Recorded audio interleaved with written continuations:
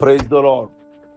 ప్రభువైన యేసు క్రీస్తు నామములో ఈ ఉదయ కాలమందు మీ అందరికీ కూడా శుభములు తెలియజేస్తున్నాను.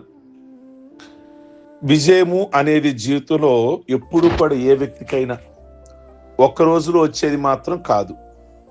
ప్రతిరోజు చేస్తున్న ప్రయత్నాల ఫలితమే విజయం అనేది. ఓటమి వచ్చిన ఎప్పుడూ ఆగిపోకూడదు. నీ లక్ష్యం కోసం నిరంతరము ముందుకు సాగాలి. విజయం కోసం ఎదురు చూడకూడదు. దానికోసం ప్రతిరోజు కష్టపడాలి. ఎప్పుడూ కూడా రాత్రికి రాత్రే గొప్పోళమైపోతాం, గొప్ప విజయాలు వచ్చేస్తాయి అంటే జరిగేది కాదు. ప్రతిరోజు మనం చేసే చిన్న చిన్న సత్కార్యాలు, మనం చేసే ఆ కష్టమే కాలక్రమంలో ఒక పెద్ద విజయం రూపంలో మన ముందుకు వస్తుంది. వాడు మనం 10 రూపాయలు ప్రక్కన పెట్టాం, అదొక రోజున పెద్ద అమౌంట్గా, చిన్న మొత్తాలు పొదుపు అంటారు కదా, అదొక రోజు అమౌంట్గా కనబడుద్ది. అంతేగాని ఒకే రోజు ఒక అమౌంట్ని మనము దాచాలి అంటే దాచలేం కదా. అలాగే ఓటమి వచ్చిందని ఎప్పుడూ ఆగిపోకూడదు. లక్ష్యం వైపు ఏమైతే అనుకున్నారో అడుగులు వేస్తానే ఉండాలి. ప్రతిరోజు ఒక అడుగు వేస్తా ఉంటే అది నిరంతరమైన ప్రయాణం. ఒక చాలా దూర ప్రాంతంలో నెహెమ్యా అని ఒక భక్తిపరుడైన యువకుడు ఉండేవాడు. అతడు పడిపోయిన తాతల తండ్రుల కాలము నాటి నుండి ఆ ప్రాచీన భవనం, ఆ ప్రాకారాలు, యెరూషలేం తిరిగి నిర్మించాలని ఒక గొప్ప లక్ష్యాన్ని పెట్టుకున్నాడు. ఆ భవనం పరిమాణము, అక్కడ పడి ఉన్న రాళ్ల దెబ్బలు చూస్తే ఊరిలోని ఉన్న జనమంతా అతను చూసి నవ్వారు. ఎంత పెద్ద పని నీ వల్ల ఏమవుతుంది? ఒక్క రోజులోనే, ఒక వారంలోనే ఇది సాధ్యమయ్యే పనేనా? కాదు కదా, అనవసరంగా శ్రమపడ మాకు అని నిరాశపరిచారు. ఈ ఉదయకాలమందు మీరు ఏదైనా తలపెట్టినప్పుడు ఇది నీ వల్ల అయ్యేనా, నువ్వు ముందుకు వెళ్ళేనా అని నీ చుట్టుప్రక్కల వారు నీ గురించి మాట్లాడవచ్చు లేదా నవ్వచ్చు. కనుక ఆ మాటలకి నువ్వు కృంగిపోని అవసరం లేదు. నెహెమ్యా ఆ మాటలకి ఏమాత్రము కృంగిపోలేదు. ఒక్క రోజులోని మొత్తం భవనాన్ని కట్టేయాలి, ఆ మందిరాన్ని అతను అనుకోలేదు. విజయం ఒక్క రోజులోనే రాదు.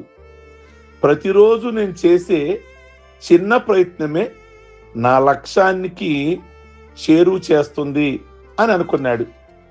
ప్రతిరోజు ఉదయాన్నే లేచి దేవునికి ప్రార్థన చేసి రోజు కొన్ని రాళ్లను సరిగ్గా పేర్చడం మొదలుపెట్టాడు. కొన్ని రోజులు తీవ్రమైన ఎండ ఆ పని వల్ల పని మందగించింది. కొన్ని రోజులు రాళ్లు ఊడిపడి ఓటమెదురైంది. ఆ కడుతున్న గోడ కొన్నిసార్లు రాళ్లు ఊడిపోయాయి. చుట్టుప్రక్కల వారు ఎగతాళి చేసేవాళ్ళు, నక్క ఎక్కుతేనే నీ గోడ రాళ్లు పడిపోతున్నాయి, అదేమి గోడ, నువ్వు కట్టగలుగుతావా అని ఎగతాళి చేశారు. కానీ అతడు ఏనాడు ఆగిపోలేదు.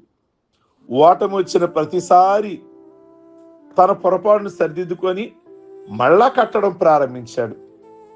రోజులు నెలలో గడిచాయి. ప్రతిరోజు అతను చేసిన ఆ చిన్న చిన్న ప్రయత్నాల ఫలితంగా కొన్నాళ్లకు ఒక అత్యంత దృఢమైన, సుందరమైన ఆ భవనం, ఆ యెరూషలేం సిద్ధమైంది. ఒకప్పుడు నవ్విన ప్రజలే ఆ నిరంతర శ్రమను చూచి ఆశ్చర్యపోయారు. ఈ ఉదయకాలమందు ఈ మాటలు వింటున్న మీరు ఏ పని అయితే తలపెట్టారో, ఏ లక్ష్యమైతే సాధారణంగా ఉన్నారో, ఈరోజు మీరు చేస్తున్నది వాళ్ళకి అర్థం కాకపోవచ్చు. వారికి హేళనగా ఉండొచ్చు, వారికి ఎగతాళిగా ఉండొచ్చు. కానీ ఒక రోజున నవ్విన ఆ నోళ్లే, మాట్లాడిన ఆ నోళ్లే మీ పనితనాన్ని చూచి వాళ్ళకి ఆశ్చర్యాన్ని కలిగించే విధంగా ఉంటుంది. అలాగే నోవా జీవితం కూడా సరిగ్గా ఇలాగే ఉంటుంది. ఓడను దేవుడు నిర్మించమన్నప్పుడు వర్షం పడని ఆ రోజుల్లో ప్రజలందరూ నోవాహుని ఏలం చేశారు. కానీ నోవాహు ఒక్క రోజులోని ఓడను పూర్తి చేయలేదుగా. ప్రతిరోజు నమ్మకంగా క్రమశిక్షణతో చెక్కలు చెక్కుతూ, ఆ మేకులు కొడుతూ, చిన్న చిన్న ప్రయత్నాలతో ఏళ్ళకి ఏళ్ళు కష్టపడ్డాడు. అప్పటి వరకు మేకులు కొట్టడం, ఓడను చేయడం అంతకుముందు తరం ఎవరు చూడలేదు కదా. వర్షం కూడా చూడలేదు కదా. ప్రియ దేవుని బిడ్డలారా, మరి ఈ పనులు అనేకులకి ఎగతాళిగా ఉంటాయి, హేళనగా ఉంటాయి. ఆ నిరంతర శ్రమ, దేవునిపై ఉన్న విశ్వాసమే చివరకు అతని కుటుంబాన్ని ప్రళయం నుండి కాపాడింది. కనుక ఇక్కడ మనం కొన్ని ఆత్మీయ సత్యాలు, మనం ఆశించిన ఫలితం త్వరగా రాకపోయినా, ఓటములు ఎదురైనా సడలని పట్టుదలతో ప్రతిరోజు శ్రమించాలి. మనం ప్రతి చిన్న ప్రయత్నాన్ని దేవుడు చూస్తున్నాడు, తగిన సమయంలో ఆశీర్వదిస్తాడు. మనోధైర్యమో విడనాడమాకండి, మీ ప్రవర్తనకు ప్రతిఫలము కలదు అని 2 దినవృత్తాంతాలు 15వ అధ్యాయము 7వ వచనము. మనం మేలు చేటి యందు విసుకక యుందుము, మనము అలయకయుండిని ఎడల తగిన కాలమందు పంట కోతుము. గలతీ 6:9. కనుక మన జీవితంలో కావచ్చు, మనం ఎంచుకున్న మార్గములో, లేదా ఉద్యోగంలో, లేదా వ్యాపారములో, లేదా చదువులో, ప్రయాణంలో కావచ్చు, ఏదైనా కావచ్చు, పెద్ద విజయం కావాలని ఎదురు చూస్తూ కూర్చోవడం కంటే దానికోసం ప్రతిరోజు క్రమశిక్షణతో చిన్న చిన్న అడుగులు వేయడం ముఖ్యం. ఒక్కో రోజు ఒక్కో పాఠం నేర్చుకుంటూ, ఓటమిని జయిస్తూ ముందుకు సాగితే విజయం ఖచ్చితంగా మన సొంతం అవుతుంది.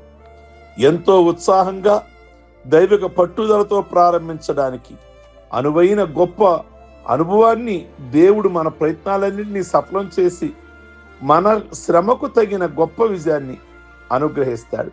కనుక మీ ప్రయత్నాలన్నీ కూడా, మీరు ఎంచుకున్నవన్నీ కూడా దేవుని మీద భారం వేసి ఓర్పుతో, సహనముతో, ఎవరు ఏమనుకున్నా కానీ ఆ లక్ష్యాన్ని గురిపెట్టుకొని వెళ్ళండి.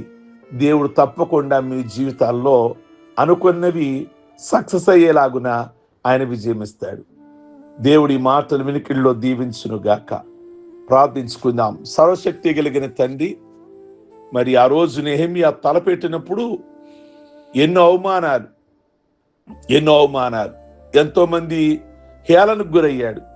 అయినప్పటికీ కూడా అనుకున్న లక్ష్యం వైపు క్రమశిక్షణలో వెళ్ళినప్పుడు ఆ నెహెమ్యాకు తోడై ఉన్న దేవా, ఈ ఉదయకాలమందు మీ బిడ్డలు ఏ లక్ష్యంతో ముందుకు వెళుతున్నారు, వారి కుటుంబాల విషయం కానీ, వారి వ్యాపారాల విషయంలో కానీ, లేక వారి ఉద్యోగ విషయాలలో కానీ, వారి చదువులు ప్రయత్నాలలో కానీ, వాళ్ళ కుటుంబాలని మీరు ముందుకు నడిపించండి.